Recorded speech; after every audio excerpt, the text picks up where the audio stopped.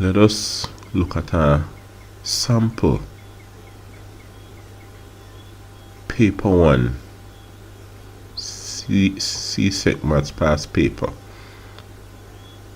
Now before we start working on question 1, just a word or two. Remember, you have 60 questions to answer in 90 minutes.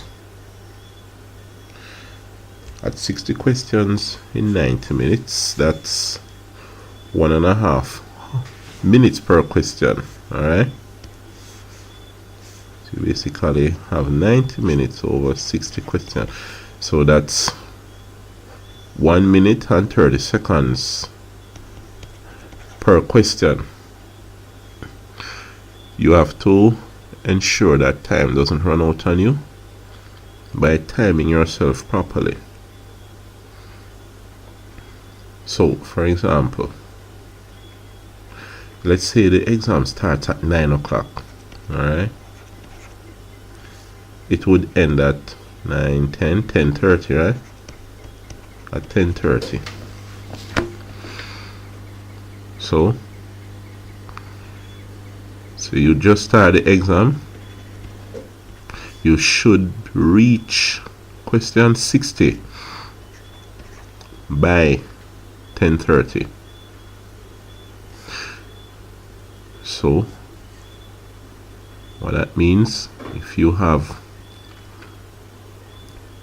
enough time, say 9 by 9:30, 10 o'clock, 9:30, 10 o'clock, 10:30. So basically, if I divide up this time in half hour by 9:30, that's 30 minutes gone. Alright,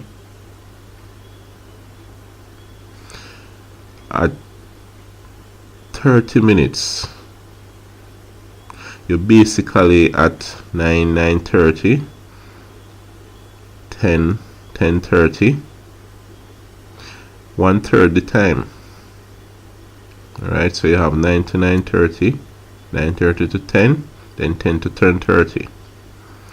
If you divide up that time by 3, in the same way, you can divide up the number of questions by 3. You start with question 1, then you have 20, then you have 40, then you have 60. So that by 9:30 you should reach question 20. Alright, by 10 o'clock you should reach question 40. By 10:30 reach question 60.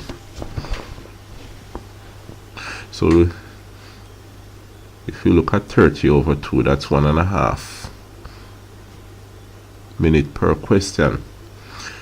Now they will have a clock in the exam room. Alright, so by the time you look at the clock and it's 9:30, when you see 9:30 comes, you should reach very close to question 20, or just doing question 20 or past it. If you have not reached question 20 and you're not near to question 20, it means you're falling behind and you're on track to running out of time. Don't spend a lot of time on a question that gives you a hard time to figure out and it's taking too long. It doesn't make sense to do that. While there are other questions further on in the paper that you could have done, by the time times run out, there are other questions that you could have done if only you didn't spend so much time on the harder question that you couldn't do. Alright, Now, if you know where to question 20 and you see 930 comes, it's better for you to say, example, you just reach question 15, just guess question 16, 17, 18, 19 and start doing 20, or have a quick glance at them, and if it's taking too long, just guess it. Try to catch up on time. If you pass question 20, then you're on track, no problem. If when you see 10 o'clock comes, if you know we're near 40, you're well behind time. Alright? So you need to speed up. Then say by 10:15. By 10:15, you should at least be at question 50. Alright? So, once you reach question 40, you start monitoring the time more closely because time is running down. Now, once you see it getting near to 10:30, if you don't reach anywhere near question 60, you need to start just shading in some answers. It doesn't make sense for you to leave out answers when you're doing multiple choice. Guessing, is not it's going to help you. Maybe you get lucky and answer a few questions, but it's still unlikely that you will answer the right question just by guessing, because you have four possible questions for each answer.